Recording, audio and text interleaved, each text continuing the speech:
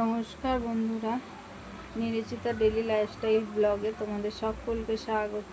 আশা করছি যে যেখান থেকে আমার ভিডিওটা দেখছো তোমরা সকলে ভালো আছো, আমরাও সকলে ভালো আছি। ভিডিওটা স্কিপ না করে প্রথম থেকে শেষ পর্যন্ত দেখো, দেখলে আশা করছি তোমাদের ভালো লাগবে। ভালো লাগলে লাইক, কমেন্ট আর প্রচুর বন্ধুদের কাছে শেয়ার করে দিও। বৃন্দাবন থেকে আসার পর এই তোমাদের কাছে আমি আসলাম। আমি তোমাদের কাছে ভিডিও আমার আগের যে এডিট করা ছিল সেইগুলোই আমি দিয়েছি, কিন্তু তারপরে আমি আর দিতে পারিনি। আমি প্রচণ্ড পরিমাণে অসুস্থ, কিন্তু বাড়িতে প্রচুর কাজ। আমার বাড়িতে তোমরা তো সবাই জানো, আমার বাড়িতে জগদ্ধাত্রী পুজো হয়, কারণ এর আগের বছরও তোমাদের আমি শেয়ার করেছিলাম। তাই এই বছরে জানি না কতটা কি শেয়ার করতে পারবো। আর আমার শরীর তো খুব একটা ভালো ছিলও না, নেইও। তা আমি জানি না কত দূর কি ভিডিও করব। তা আমি আজকে তোমাদের একটা জ্যান্ত কাতলা মাছের আমি রেসিপি করবো। আর আমার ছেলে এসছে, তোমাদের তো বলেছি সবাইকে যে আমার ছেলে এসছে।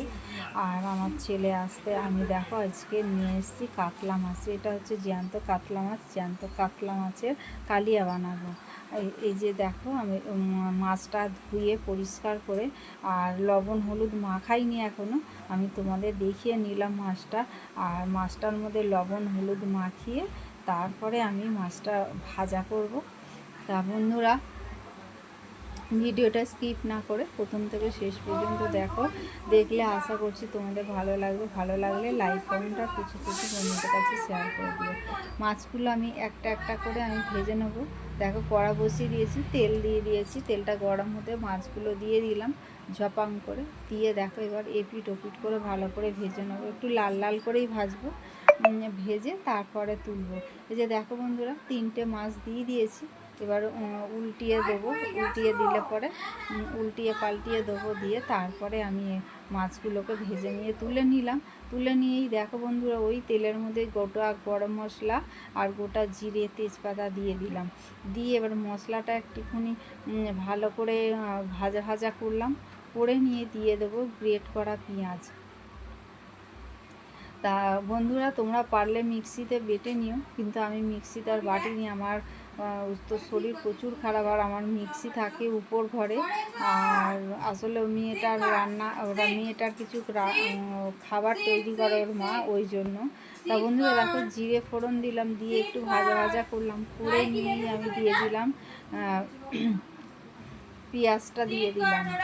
এবার পেঁয়াজটা ভালো করে ভাজা ভাজা করলাম। করে দেখো ওইদিকে টক দই আর লঙ্কা গুঁড়ো, হলুদ গুঁড়ো, জিরে গুঁড়ো, ধনে গুঁড়ো দিয়ে মশলাটা ভালো করে মিক্স করতে হবে। তার মধ্যে দিয়ে দিলাম টমেটো সস আর লবণ দিয়ে দিলাম। দিয়ে দেখো তেলের মধ্যে পেঁয়াজটা ভাজা হয়ে গেছে, দিয়ে দিলাম রসুনটা দিয়ে এবার একটু রসুনের ভালো গন্ধ বেরিয়ে আসতে ওই যে মশলাটা তৈরি করলাম, মশলাটা দিয়ে দিলাম। আর বন্ধুরা, আর একটা জিনিস ভুলে গেছি, আমি দিয়েছিলাম গ্রেট করা আদা দিয়েছিলাম, সেটা বলতে ভুলে গেছিলাম। তা এদিকে দেখো মশলা মোটামুটি আমার কষানো হয়ে আসছে। তেল ছাড়া, যতক্ষণ না তেল ছাড়ছে ততক্ষণ আমি মশলাটা কষিয়ে যাব। কষিয়েই তারপরেই আমি জল দেবো। এই যে দেখো, এখনও পর্যন্ত কষানো হয়নি। তেলটা ভালোভাবে ছাড়ুক, তেল ছাড়লে তারপরে আমি জল দেবো।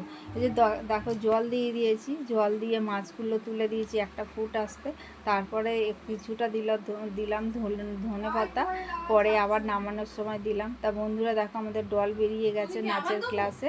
তা এখানেই বেরোলাম। টাটা।